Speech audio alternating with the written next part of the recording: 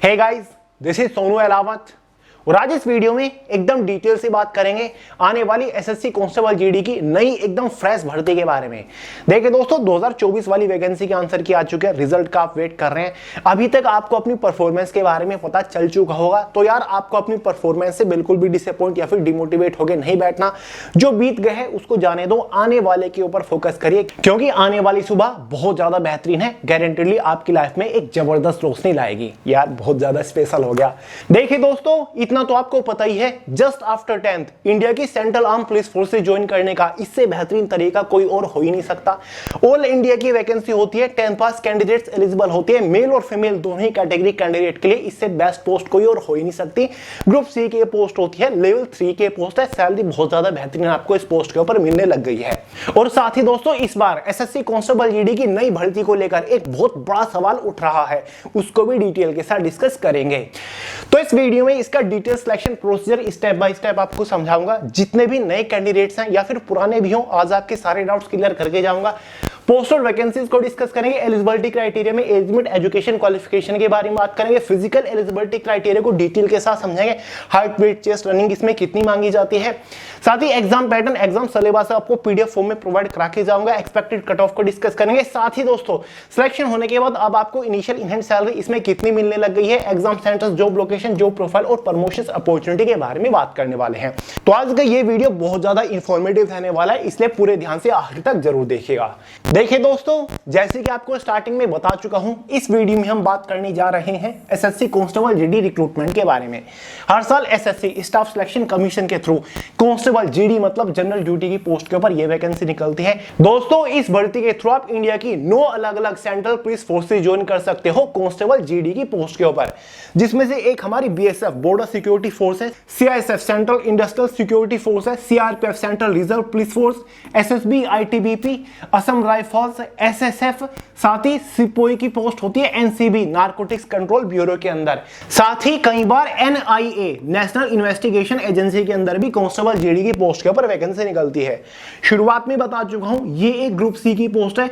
All India से candidates इस vacancy के लिए फॉर्म अप्लाई कर सकते हैं। टोटल नंबर ऑफ वैकेंसीज लगभग 25,000 के आसपास इस बार निकलने वाली है। फॉर्म आपके कब निकलने वाले हैं और सबसे बड़ा सवाल वो क्या है जिसके बारे में शुरुआत में मैंने जिक्र किया था, सारी चीजें आगे इस वीडियो में हम डिस्कस करेंगे। पहले कुछ बेसिक इंफॉर्मेशन के बारे में जान लेते हैं। फॉर्म फीस बहुत ज्यादा नहीं होती। जनरल, ओबीसी, ईडब्ल्यूएस वालों के लिए 100 रुपए फॉर्म फीस चार्ज किए जाते हैं। एसटीसी, पीएच फीमेल्स के लिए कोई भी फॉर्म फीस चार्ज नहीं किए जाते। देखिए दोस्तों, इन सभी फोर्सेज के लिए आपको अलग अलग फॉर्म अप्लाई नहीं करना होता है, एक ही फॉर्म अप्लाई करना होता है। फॉर्म अप्लाई करते टाइम आपको प्रेफरेंस देनी होती है कि भाई मैं पहली पसंद मेरी बीएसएफ है, दूसरी सीआरपीएफ है, तीसरी पसंद सीआईएसएफ है, चौथी पसंद मेरी एसएसएफ है, सिपोई इन एनसीबी है, एनआईए, इस तरीके से प्रेफरेंस देनी होती है। बात कर लेते हैं एलिजिबिलिटी क्राइटेरिया के बारे में। एज लिमिट यहाँ पर मिनिमम 18 साल होती है और मैक्सिमम 23 साल होती है जनरल वालों के लिए। ओबीसी वालों को 3 साल का एज में रिलैक्सेशन मिलता है। एसटीसी वालों को 5 साल का एज के अंदर रिलैक्सेशन मिलता है। क्वालिफिकेशन की अगर हम बात करें, सभी 10 पास कैंडिडेट्स यहाँ पर एलिजिबल होते हैं।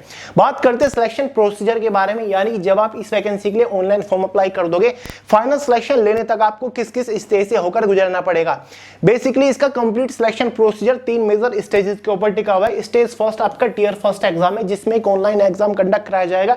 डिटेल से सारे डाउट्स क्लियर करूंगा। स्टेज सेकंड में आपका फिजिकल टेस्ट होता है, साथ ही डॉक्यूमेंट वेरिफिकेशन होता है। स्टेज थर्ड में एक डिटेल्ड मेडिकल टेस्ट और डॉक्यूमेंट वेरिफिकेशन आपको होता है। तो चलिए सबसे पहले बात करते हैं स्टेज फर्स्ट, जिसमें आपको एक ऑनलाइन एग्जाम कंडक्ट कराया जाएगा, जो कि टोटल 160 नंबर का आपका अब से होने लगा है। 4 सब्जेक्ट से एग्जाम में क्वेश्चंस पूछे जाएंगे, जिसमें से पहला सब्जेक्ट हमारा जनरल इंटेलिजेंस रीजनिंग रहेगा। 20 क्वेश्चन आते हैं इस एग्जाम में, एक क्वेश्चन के लिए 2 नंबर दिए जाते हैं। ठीक है, तो ये 20 क्वेश्चन 40 नंबर के अंदर आएंगे। दूसरा सब्जेक्ट जनरल नॉलेज और जनरल अवेयरनेस का रहता है, 20 क्वेश्चन आते हैं 40 नंबर के अंदर। तीसरा एलिमेंट्री मैथमेटिक्स, 20 क्वेश्चन 40 नंबर के अंदर। चौथा इंग्लिश या फिर हिंदी ऑप्शन में रहता है, या तो आप इंग्लिश के 20 क्वेश्चन सोल्व कर लो या फिर आप हिंदी के 20 क्वेश्चन सोल्व कर लो। 40 नंबर का ये सेक्शन होता है। इसी के बेस पर एग्जाम, टोटल एग्जाम में 80 क्वेश्चन होते हैं और 160 नंबर का आपका क्वेश्चन पेपर होता है। एग्जाम में 1/4 की नेगेटिव मार्किंग होती है। क्वेश्चन पेपर की टोटल टाइम ड्यूरेशन 60 मिनट 1 घंटा होती है। मतलब 80 क्वेश्चन सोल्व करने के लिए आपके पास 60 मिनट्स रहने वाली हैं। क्लियर है, बहुत बड़ी बात नहीं है, मेरे हिसाब से आप कर लोगे। एग्जाम होने के बाद एक इनिशियल क्वालिफाइंग कट ऑफ बनती है, force wise, category wise, state wise, जो कि केवल शुरुआत में डिसाइड करती है कि क्या आप सेकंड स्टेज मतलब फिजिकल टेस्ट के लिए क्वालिफाई कर रहे हैं या फिर नहीं। अगर आप उस कट ऑफ को क्वालिफाई कर लेते हो, आपको फिजिकल टेस्ट के लिए बुलाया जाएगा। और हाँ दोस्तों, आगे बढ़ने से पहले एग्जाम सिलेबस को डिस्कस कर लेते हैं। इसके एग्जाम का complete detail syllabus subject wise, topic wise PDF form में मैंने way to success Telegram channel के अंदर प्रोवाइड करा दिया है। वहां से आप पूरे सिलेबस को इजीली पीडीएफ फॉर्मेट में अपने मोबाइल फोन के अंदर डाउनलोड करके अच्छे से देख सकते हैं, समझ सकते हैं कि भाई इस बार किस सब्जेक्ट के अंदर से कौन से टॉपिक के ऊपर मोस्टली फोकस करना है। तो टेलीग्राम चैनल का लिंक इसी वीडियो के नीचे डिस्क्रिप्शन बॉक्स में है। ये आपका फिजिकल टेस्ट का क्राइटेरिया है, ये आपकी स्टेज सेकंड का एग्जामिनेशन है, ठीक है, जिसमें आपका physical efficiency test, physical standard test रहेगा, हाइट, वेट, चेस्ट सारी देखेंगे इसमें हम। मेल कैंडिडेट्स के जो जनरल ओबीसी एससी कैटेगरी है, इनके लिए मिनिमम हाइट 170 सेंटीमीटर मांगी जाती है। वहीं पर एसटी कैटेगरी को, मेल कैंडिडेट्स को रिलैक्सेशन होता है, 162.5 सेंटीमीटर आपकी हाइट होनी चाहिए। मेल कैंडिडेट की जनरल ओबीसी एससी वालों की चेस्ट 80 to 85 सेंटीमीटर मिनिमम होनी चाहिए। क्लियर है। एसटी कैटेगरी को चेस्ट में भी रिलैक्सेशन है, 76 मिनिमम है, 80 मैक्सिमम यहां पर रखी गई है। एसटी वालों के लिए मैक्सिमम चेस्ट आपकी 81 सेंटीमीटर रहेगी। कैटेगरी कोई भी हो, मिनिमम 5 सेंटीमीटर का तो फुलाव देना होगा आपको अपनी चेस्ट में। फीमेल कैंडिडेट को की जनरल ओबीसी एससी कैटेगरी की हाइट 157 मांगी गई है, एसटी कैटेगरी की 150 सेंटीमीटर मांगी गई है। मेल कैंडिडेट के लिए जो रनिंग है वो 5 किलोमीटर की है, जो कि आपको 24 मिनट के अंदर क्वालिफाई करनी है। फीमेल कैंडिडेट्स को रनिंग 1600 मीटर की है, जो कि 8.5 मिनट के अंदर आपको क्वालिफाई करनी है। क्लियर है, कर लोगे।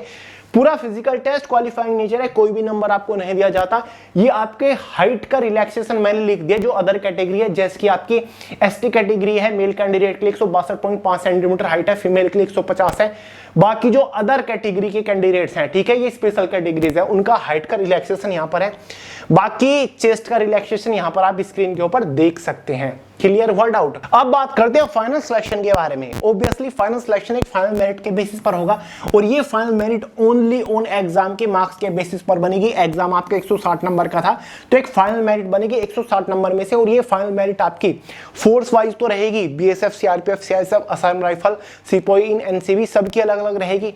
साथ ही ये आपकी स्टेट वाइज भी रहती है कि भाई उत्तर प्रदेश से बीएसएफ जनरल कैटेगरी की ओबीसी एसटी एससी की कट ऑफ ये है, दिल्ली से CRPF general OBC ST SC की कट ऑफ ये है, ठीक है। उसके बेसिस पर, आपके प्रेफरेंस के बेसिस पर आपको इसमें फोर्स दी जाएगी। देखिए दोस्तों, 2024 वाली वैकेंसी के रिजल्ट का तो वेट चल ही रहा है, लेकिन 2022 में वैकेंसीज टोटल 50,000 के आसपास थी। तो भाई उसके रिजल्ट के बारे में आपको थोड़ी सी जानकारी दे दूं, तो चलिए आपको 2022 की कट ऑफ से थोड़ा सा आइडिया दे देता हूं। स्क्रीन के ऊपर आपको दिखाई दे रहा होगा, ये 2022 की ऑफिशियल कट ऑफ है कैटेगरी वाइज। जो आपकी एनसीबी सिपाही की वैकेंसी होती है ना, यहां पर स्टेट वाइज कट ऑफ नहीं बनती, यहां पर आपकी सेंट्रलाइज कट ऑफ बनती है। जैसे कि जनरल कैटेगरी की जो कट ऑफ थी 160 नंबर में से फाइनल 147 थी, ओबीसी वालों की 146 थी, एसटी कैटेगरी की 132, एससी 137 और ईडब्ल्यूएस कैटेगरी की 145 कट ऑफ थी। ऐसा ही एसएसएफ में होता है, इसकी भी सेंट्रलाइज कट ऑफ बनती है, स्टेट वाइज नहीं जाती।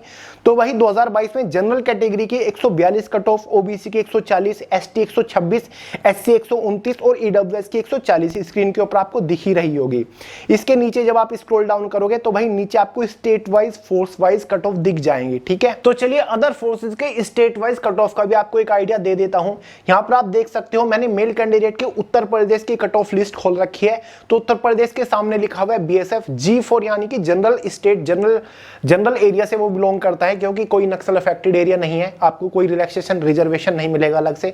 जनरल कैटेगरी की कट ऑफ के बारे में अगर हम बात करें तो भाई 134 थी 160 में से, यानी कि 2022 में अगर कोई कैंडिडेट उत्तर प्रदेश से बिलोंग करता है और जनरल कैटेगरी से वो बिलोंग करता है और 134 नंबर उसके थे, 134.9 समथिंग, तो भाई बीएसएफ में उसका फाइनली सिलेक्शन हो चुका है, ठीक है। तो भाई ये अदर स्टेट की कट ऑफ है, चिंता मत करिए। जो पूरा कट ऑफ का नोटिफिकेशन है ना 2022 वाला, way to success Telegram channel के अंदर प्रोवाइड करा दिया है, वहां से डाउनलोड करके इजीली आप देख सकते हैं, अपने डाउट्स क्लियर कर सकते हैं। क्लियर है। फाइनली बात करते हैं भाई सैलरी स्ट्रक्चर के बारे में। सैलरी काफी बेहतरीन इसकी हो चुकी है, क्योंकि लेवल 3 की पोस्ट है, एसएससी सीएचएस के लिए बेहतरीन सैलरी है। यहाँ पर ग्रुप सी की ये पोस्ट है, 2000 रुपए ग्रेड पे वाली ये पोस्ट है। लेवल 3 की सैलरी मिलती है। बेसिक पे इस पोस्ट का 21,700 है। Just after selection initial in hand salary 40,000 आपको मिलेगी with all and extra allowances after 7 पे कमीशन। फाइनल सैलरी इस पोस्ट के ऊपर 87,500 मिलेगी। जो आपकी CHSL के थ्रू वैकेंसी निकलती है ना, जूनियर सेक्रेटरी असिस्टेंट, वो आपकी लेवल 2 की सैलरी पोस्ट होती है और उसका ग्रेड पे 1900 रुपए होता है। तो टेक्निकली अगर देखा जाए उससे बड़ी पोस्ट है ये। जो प्रोफाइल आपको पता ही है, BSF में अगर आपकी पोस्टिंग होती है तो भाई जनरल ड्यूटी की पोस्ट है। प्रॉपर आपको इसमें वेपन गन्स वगैरह मिलती हैं, तो ये पूरी तरीके से जनरल ड्यूटी है, कोई क्लरिकल पोस्ट ये नहीं है। आपको बढ़िया ड्यूटी देनी पड़ेगी। आप एक बढ़िया सिपाही के तौर पर आप काम कर रहे होंगे इन सभी फोर्सेज के अंदर। क्लियर है? सोल्जर हम कहेंगे। Job location all over India के अंदर रहेगी। CRPF आपको अगर फोर्स मिलती है तो ऑल ओवर इंडिया कहीं पर भी आपकी पोस्टिंग रह सकती है।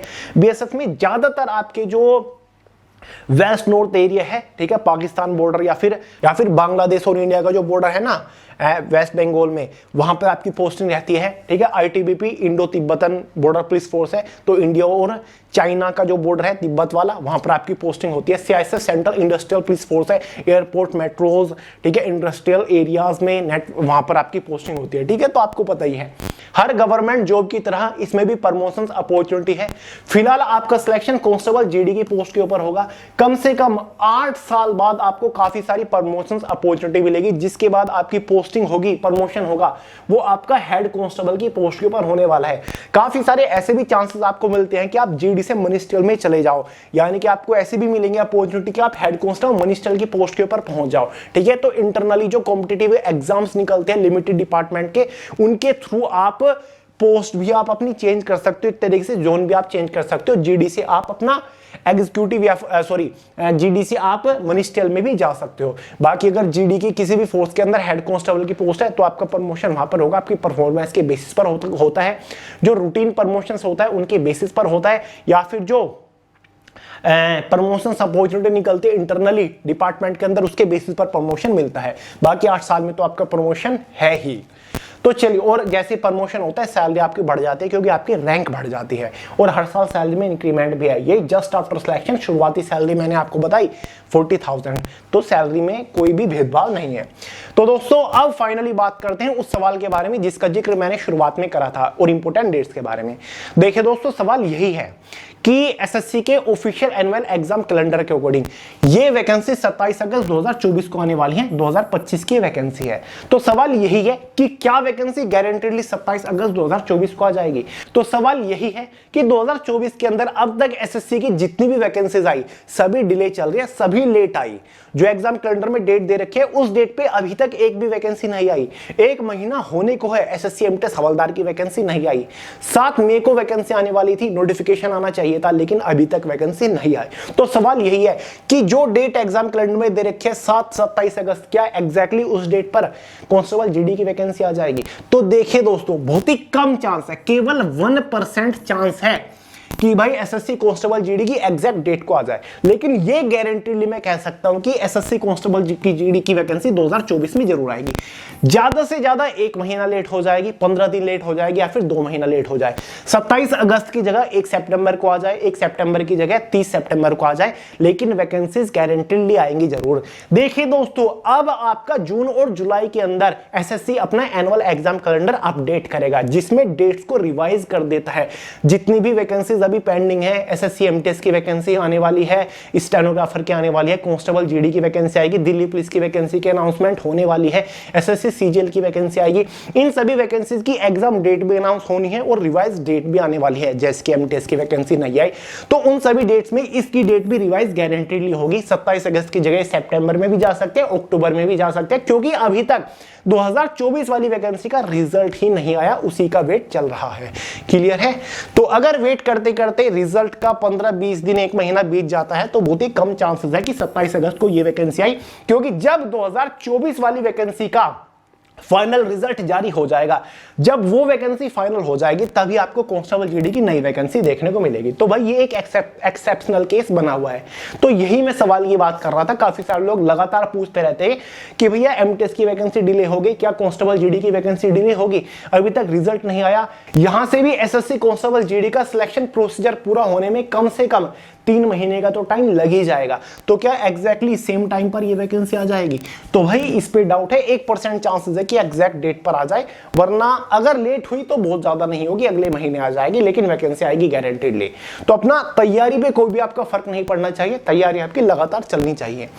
एनुअल एग्जाम कैलेंडर के अकॉर्डिंग लास्ट डेट 27 सितंबर रखी गई है और भाई एग्जाम आपका दिसंबर 2024 या फिर जनवरी 2025 तक गारंटेडली हो जाएगा। ठीक है, तो इस डेट को आप ध्यान में रख लीजिए। जिन लोगों की परफॉर्मेंस इस बार अनफॉर्चुनेटली अच्छी नहीं रही जीडी के एग्जाम में, वो नेक्स्ट को टारगेट करिए। ठीक है दोस्तों, उम्मीदें आपके लिए बहुत सारी हैं, तो भाई नेक्स्ट को टारगेट करिए और जी जान से मेहनत करना शुरू कर दीजिए। फिर चाहे आपको डेली 8 घंटा पढ़ना पड़े, 10 या फिर 12, फिर कितने भी घंटा क्यों ना पढ़ना पड़े, मेहनत करने से बिल्कुल भी पीछे मत हटिएगा। ठीक है, तो अपने गोल के तरफ बढ़ते रहिए फुल मोटिवेशन के साथ, फुल पॉजिटिव एटीट्यूड के साथ, फुल पॉजिटिव एनर्जी के साथ। और अब तो वैसे भी आपके पास एसएससी मास्टर गाइड है, ये स्पेशल एसएससी एग्जाम्स के लिए ही तो हमने डिजाइन करी थी। तो फटाफट अमेजोन से परचेज करके घर पर अवेलेबल करा के धुआंधार तैयारी शुरू कर दीजिए अपनी परफॉर्मेंस को ट्रैक करते हुए। क्लियर है? तो चलिए दोस्तों, इस वीडियो में इतना ही था। पसंद आई हो लाइक करिएगा, दोस्तों के साथ शेयर करिएगा, चैनल को सब्सक्राइब करना मत भूलिएगा। मिलते हैं अगली वीडियो में बहुत ही जल्द, तब तक के लिए जय हिंद।